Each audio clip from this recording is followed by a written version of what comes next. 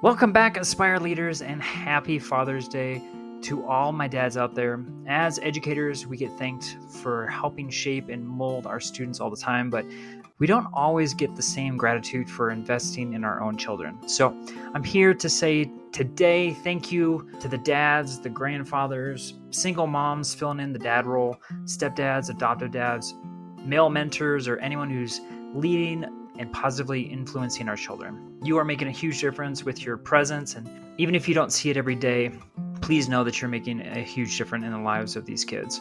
I'm back from Hot Springs Technology Institute conference, and Jeff Gargas and I had the wonderful time presenting on a whole bunch of different topics, including podcasting, trauma-informed care, social media presence, and Aspire to Lead. With the move to Colorado and traveling to speak, this Failure Files will be the only episode for the week, and I'll be back to my normal format next week. Welcome back, everyone, to Aspire, the Leadership Development Podcast, where we will be discussing the visions, inspirations, and experiences from top educational leaders. My name is Joshua Stamper, and you can connect with me on Twitter or on Instagram at Joshua_Stamper. Today, I have two wonderful tech coaches who happened to be on the podcast a few months ago. They're going to be sharing a leadership failure that taught them a very valuable lesson. So to kick off the episode, Mike and Sam, what would you like to share in regards to a story that really was a leadership failure?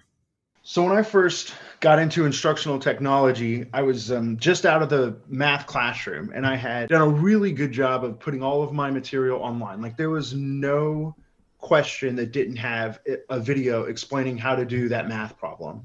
And so I had this glorious idea. Well, hey, you know what? I'm going to go find, as kind of getting my foot in the door, I'm going to go find an 8th grade math teacher, just like I taught, and try to get him to do what I did in my classroom. That was my original thought. And so I went and found him, newer teacher. I think it was like his second year teaching. And I kind of explained to him everything that I did. And I started from, I made this Google site. I had a picture of a PDF of every single math problem I had. And then I had a link to the video on how to do it. It included like learning how to use Creations, that app, which was new to him, and annotating on an iPad and all this stuff. He was super nice, right? And he was listening, and he was, kind of taking notes. And then I came back about a week or two later. The next opportunity I had, tech coaches don't have all these opportunities to meet teachers every day. And then he had done nothing, right? And I could tell like he was avoiding me when I came in. It's like, oh, I tried a few things, but he had done nothing. And I realized pretty quickly that I outkicked my coverage. Like I wasn't giving him anything at a reasonable step for him to learn. I just gave him a lot of stuff all at once because it was my excitement. And in a lot of ways, I kind of alienated from the idea of working with me at that point. And so I kind of took that, reflected on it, and I learned that, I have to meet teachers where they are, give them something wherever they are, give them something in a reasonable step. That's what I learned from my first year. I know a lot about Vick, but I don't think I've ever, I've heard that story before. And when you ask the question, my failure is, it's not having to do with teachers, but it is like along the exact same lines. So when I first started in 2007, literally the only piece of technology that was in the room was a projector, right? And, getting the computer lab was just super special, right? And you had to do it months ahead of time or whatever it felt like. And then all throughout teaching, I was always really interested in integrating things, but always just hampered, by the limitation of not having the devices. And so, but the first year that when I was teaching in high school social studies that we got iPads, I felt like a kid in a candy store. I'm like, oh my goodness, the things I wanted to do every day, I can do every day. And so literally, like, I would pour hours and hours into every single lesson every day, doing the most technology enhanced whatever. I mean, like, I might use like 5 or 6 different apps a day. Like, it was crazy, over the top, way too much. Just, I didn't think there would be a limit. And then, I got some feedback from kids, and then it came down from parents like, hey, you need to slow down. Like, these kids are just drowning in everything you're trying to do. And then it got me, same lesson that Vick's talking about. Like, if you go too far, too fast, the kids aren't getting anything out of it. Like you said, your teacher wasn't getting anything out of it. And so then I got a lot more intentional. And then, when they taught me about the Sarah model, I go, oh, Yeah, that makes sense. Not just using stuff just to use stuff. Like let's be a little bit more intentional about it. So it's kind of funny that our stories are kind of similar. Yeah. This podcast is a proud member of the Teach Better Podcast Network. Better today, better tomorrow, and the podcast to get you there. You can find out more at teachbetter.com/podcast. Now let's get back to the episode. Mike and Sam's story actually is a perfect segue to the topic I wanted to touch on in regards to building capacity with your staff. Like I said earlier, I presented at the Hot Springs Technology Institute, and the topic that I was speaking on was aspire to lead as tech coaches. In the presentation, I shared about how you can make an impact on your campus regardless of your title. And I actually used this week's guest and my former colleague, Michael Vick, as the example of how he defined his own position and went well beyond his own title. And because of this was actually a huge reason as to why he was on our campus leadership team and made an even greater impact. So during my presentation, I was talking about how Michael really focused on building capacity versus enabling his staff. Vic always talked about not wanting to be viewed as just like an IT guy that fixed computers and Chromebooks. What he was really interested was instructional strategies and finding ways to impact students across the campus. What was so interesting was when I shared this idea of building capacity versus enabling staff, the audience actually had a very noticeable negative visceral reaction, which took me by surprise.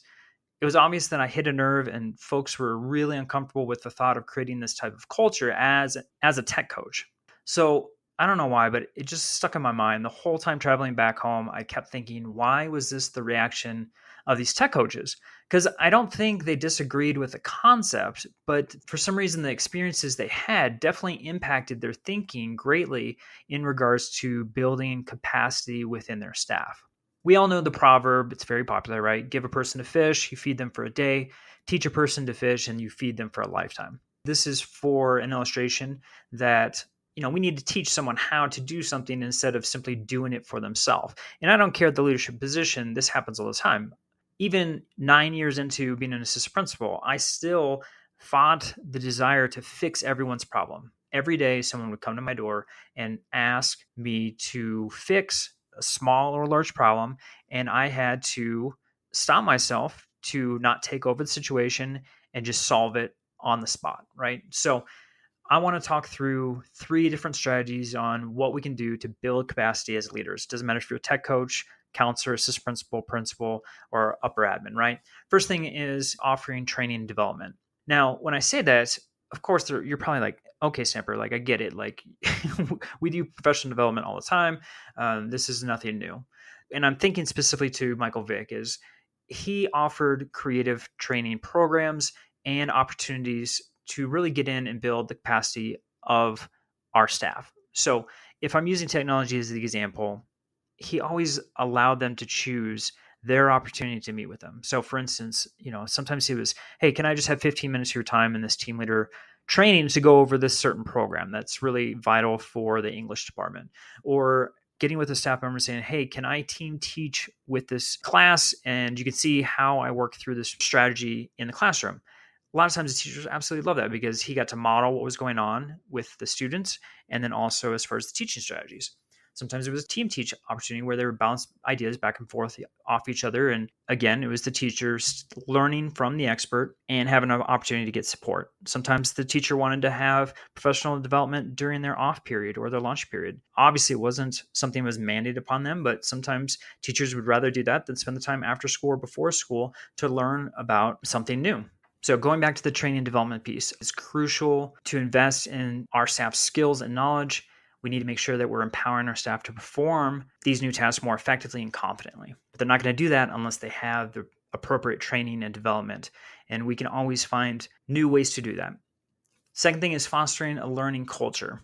This is not easy and it takes a lot of time. I'm just going to let you know up front. But creating a learning culture encourages continued improvement and innovation. So what's a good example of that? For us, we built a program at one of my campuses called Creative Corner. And it was an opportunity for our staff to teach each other about all the wonderful things that they're doing in the classroom in regards to technology. So for instance, if you had a program that helped ELL learners, then you would have an opportunity that month to say, hey, I would love to share this with the staff because it was so vital to the growth of my ELL learners, I like to share everything I know about this. Let's say it's a Google extension. Well, we would do a training after school. It was completely voluntary, but they got their PD credit for that. And staff would come in and we would differentiate based on level of knowledge. And it was powerful because it wasn't an administrator mandating that the staff has to be there to learn about this tool. It allowed people to look at the different topics based on what was being presented. If they thought that was valuable for their class and they wanted to learn about it and to grow, then it was there for them. And you know what? At least half of our staff every month showed up to learn whatever new tool was being shared by a peer. When our team members feel encouraged to learn, share their knowledge, and experiment in a safe space, then they become more adaptable and capable of taking on new challenges. And that's what we want. We want everyone to be better every day. And we definitely want to foster a learning culture. Last thing, and this is tough for any leaders, delegating authority and responsibility. We have to find ways to empower our staff to take ownership of their own work and decision making. It's easier to give up a problem to a team leader, to an instructional coach, to an administrator. But that allows that teacher or that staff member to give away their power, not to learn through that adversity. We need to make sure that we are enhancing the sense of autonomy, encourage creativity. We need to get out of their way, let them try to solve problems themselves and find creative action plans. We need to say yes to crazy and weird ideas that they might have. And most definitely, we need to find opportunities to develop their leadership abilities. As a leader, how many times are you providing opportunities for them to be in a leadership position?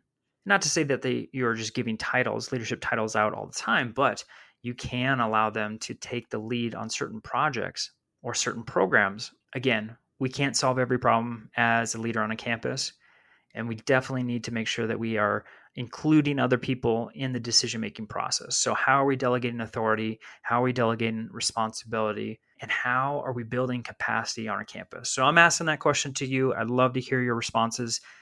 I just threw out 3. If there's more that you do on your campus, you can always share that out on social media. Tag me, Joshua, _Stamper on Twitter and Instagram. I'd love to hear your ideas. Next week, we're going to be back again to our normal schedule. I want to thank Michael and Sam for sharing their story of failure and what they learned through that. I hope everyone has a wonderful week. And again, happy Father's Day.